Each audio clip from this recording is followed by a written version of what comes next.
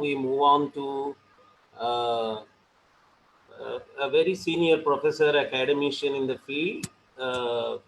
He is from the field, some of the academic fields which get involved in ecological, environmentalist activities, or on the one hand, it is botany, which gets into ecology, and the other is geography, from where we come into environmentalism, environmental geography. Professor Rana P.B. Singh comes from geography, and he is an expert, senior most expert, and well known, internationally well recognized expert in sacred geography. And he is a yatra expert. He is an expert on Varanasi. There are many fields in which he has got hundreds of publications and very well known all over the world. We are very lucky to have him today for this conference.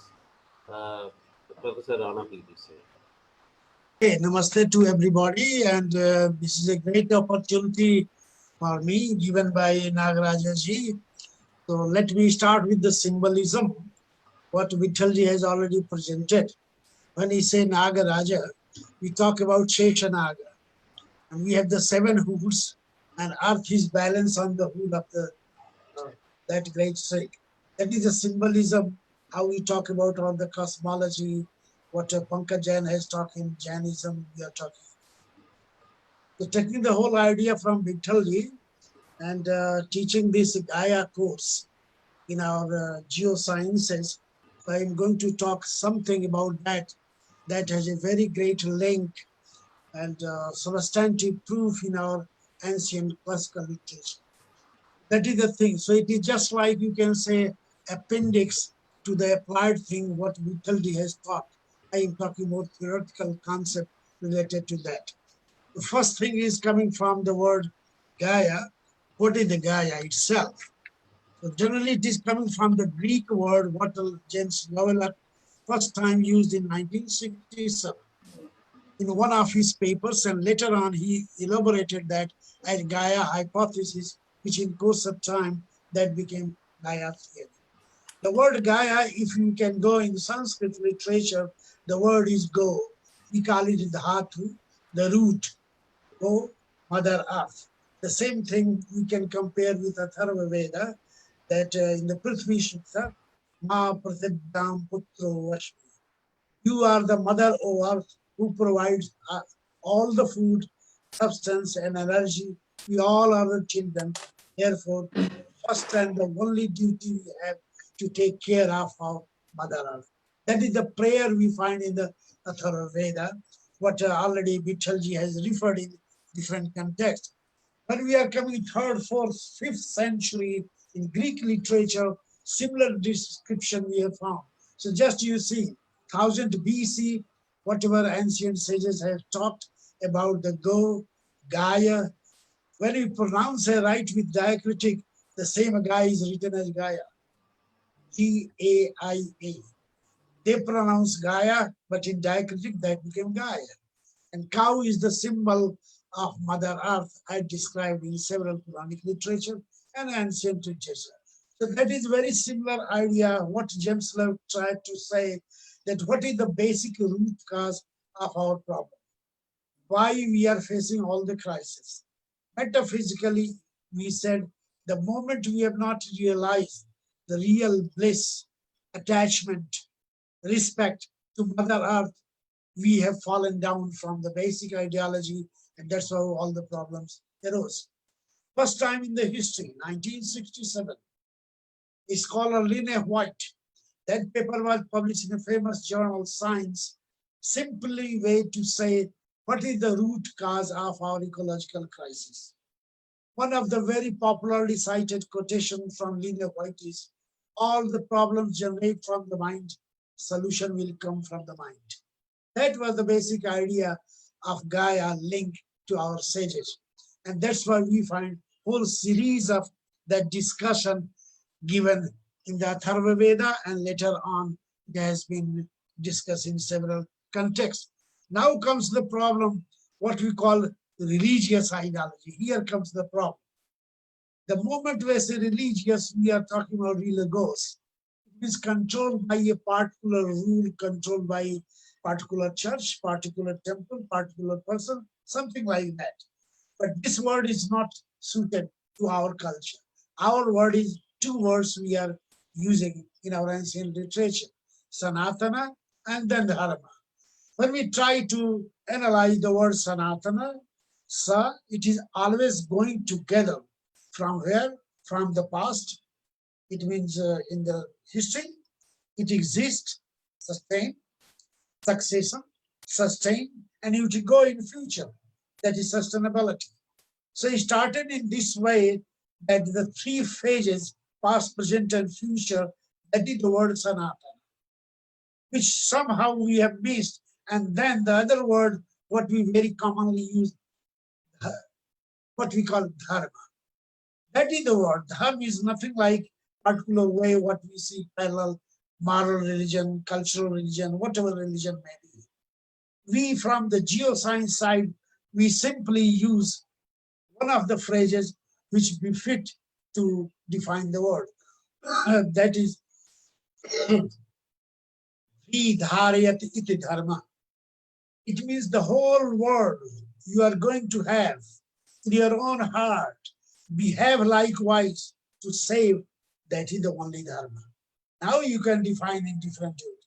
What beautifully Vittalji has I already cited, and in several of my writings also I cited from Hitopadesha or Maha Upanishad, Udara Charita Nama Vasudhaiva Kutumbakam.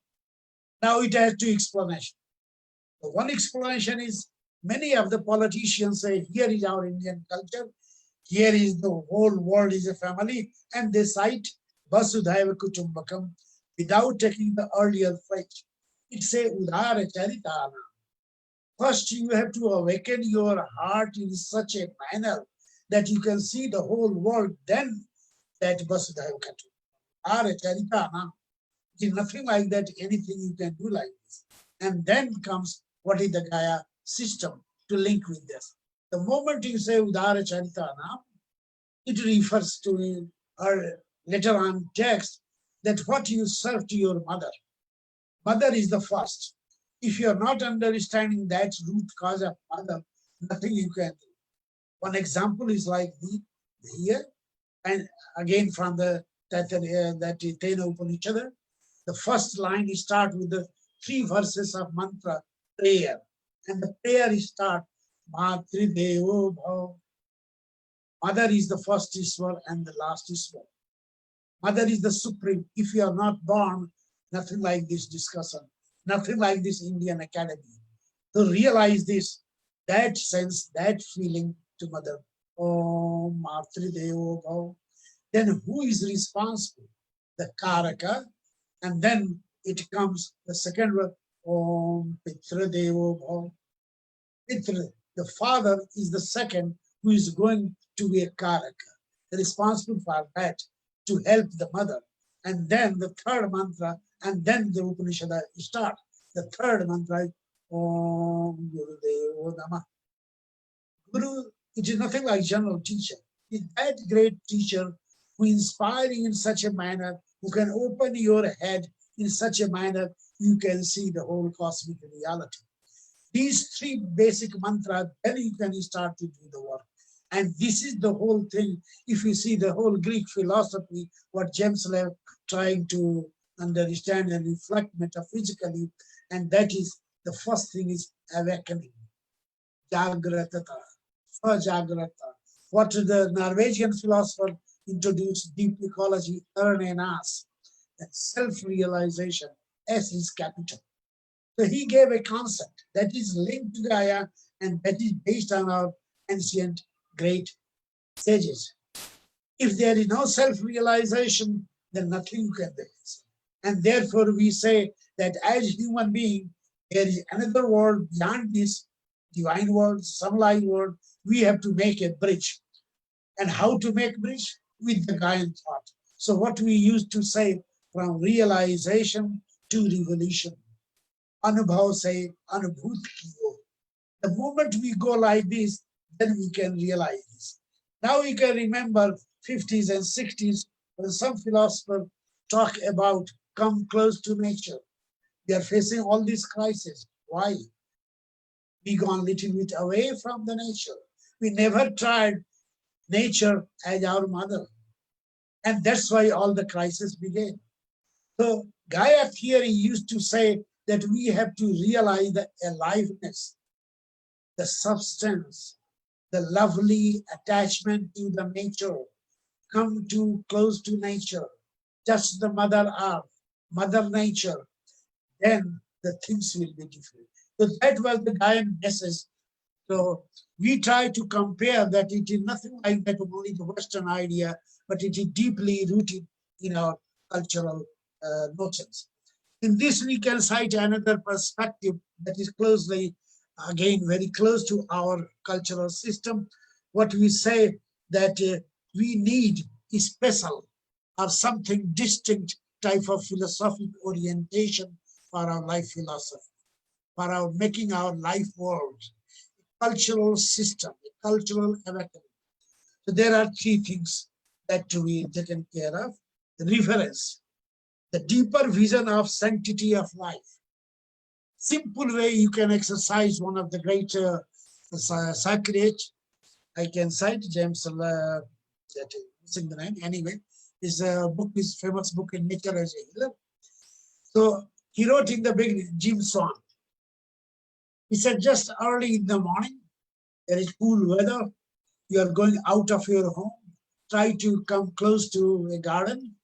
Put your foot on a grass, but be very conscious. Something is going to happen. There is a signing time, early morning. Dews are there. The moment you put your foot open, don't use any shoe, nothing, then something will pass. For a fraction of seconds, you can feel some energy. The moment you realize, try to keep that energy. This is the call of nature. This is the blessing of nature. Then Jim Son wrote, you try again and again, and suppose no way you are getting anything like this, then please don't read my book. You are something distinct, special, not homo sapiens. This is the wake up. So when we say reverence, that is the deeper vision of the sanctity of life. That is the sense of spirituality, what Vittalji has already mentioned, what other Tarunji also mentioned in the culture of Toda, etc., how they are trying to teach each and every part of nature, trees, etc. The second is responsibility, the connecting link between ethics and rationality. The thing is here awakening, the sense of deep ecology, what Aaron asked me to say. Should not we ask this question? What is our first moral duty? From where we are born, from where we are getting food, from where we are getting energy, what we are returning. The simple thing is, at least we can realize our responsibility. Like to cite a very popular Quranic context, what we do in ritual, in some of the rituals we say that after worshipping several planets, Saturn, etc., the negative forces, then we request Vinayaka to come, clean the area, and give the energy. And here comes a very simple folk tradition. We call, invoke four mothers. Every Hindu is having four mothers. The first mother is Jayaka, from where we are born. Okay, so physical mother. The second mother is cow, whose mother died, cow milk is sufficient for that. So that can help. The third is that is the mother earth, from where we can get all the edible items. Process and do anything, but you can't produce nothing without mother earth. These are the three basic. And then it says, when all your the five gross elements just going to be out, means you are going to die, then Mother Ganga river. Ganga is not only one river. Ganga is a metaphorical concept of a holy river who can take all your five substance and put in a right way. The whole discussion of Bhishma and Mahabharata are like that. So that is the sense when we are talking that what is the responsibility. When we are in modern world, we have to think that how we can make a balance and all that. And, next one is frugality. that called grace without waste. To what extent we are wasting all this? Professor Lappe, long back during 70, wrote a book about that. A simple way, whatever we are eating, just try to save, distribute among whether all poor people, those who are hungry, then at least 20% of the hunger problem will be solved.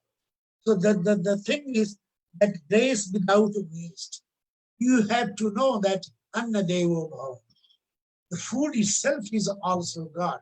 This is another message of Gaia, because food derived from Mother Earth, Gaia. Next is eco-justice. Do you think what already Tarunji has mentioned concerning Toda, each and every item having the same divine spirit, having the same life form? Long back already our rishis say that every tree having the life, just like us, they also behave like this. So that is the thing that we have to think. Everything is equal, everything having the life substance, and that way we have to believe what is the minimal adjustment so that we can make our life better. On the other hand, we can also respect and get all that nature elements survive and process what now we are calling under that UNESCO program sustainable development goals, or sustainability, what was introduced in 1987. So that is all together. If we can put all these four together, that is called how to practice Gaia in a practical life. So that is Iskolomovansky, Polish philosopher, used to say reverential development.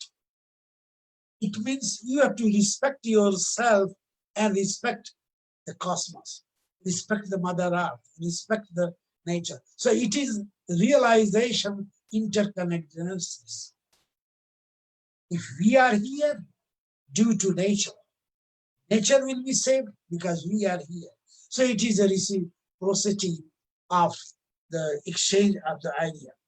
Now the things come, what we call in our Indian terminology, that we need to have a real balance between dharma, call in a broad sense moral ethics, and then karma, the right action. Take example. I can cite one of my examples. When I was in Holland, I got throat trouble and unable to speak. I was living with Hans Becker, very famous man in Indology, who wrote the classical book on India. The problem was I was not having my medical insurance properly. It was only for a short time. Then he said, if I can disclose this, then you will be in jail, I will be in jail. Then I said, Hans G, what to do? Our simple way is this: I can prepare you a special Ayurvedic thing and you'll be ready for your lecture, complete off from all the trouble. It took tulsi, black pepper, kali mirch, then ginger, etc. Tulsi, I can't believe that is tulsi. So later on, I checked his garden and I found that, my goodness, he was growing tulsi. He was already helping that. When I asked how he got this whole idea, he said that is simple way, I man of Sanskrit, I got the idea from Atharva Veda, the three sutras. This is a typical example when he tried to take this idea how to make balance between the two, dharma and karma. If we try to do in our life pattern several things, we can now see that. So let me end like this, that what to do in real practice. There is a word called clear saying, clairvoyance. In theosophy, we discuss like this.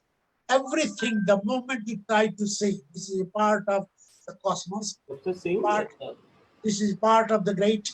So that is the thing, that the moment you can have the clairvoyance, clear vision, then only you can think like this. It means you have to stop individuality, individualism, and all sight of only one. You have to realize that you are part of that infinite cosmos, then the things will be different. And this can be done by practice. One of the best known example of that practice is yoga. There is no need of any particular type of dictum or rules or any religious act what is defined, but it is the self-awakening. Yes is capital. what Gandhiji has done, what Arne Nas has already followed. But this way, that will be a great service to understand our ancient sages, link it with the Gaia, and then serve the whole community of the world. Thank you very much for giving me opportunity to communicate my ideas, and thank you especially to Nagarajji.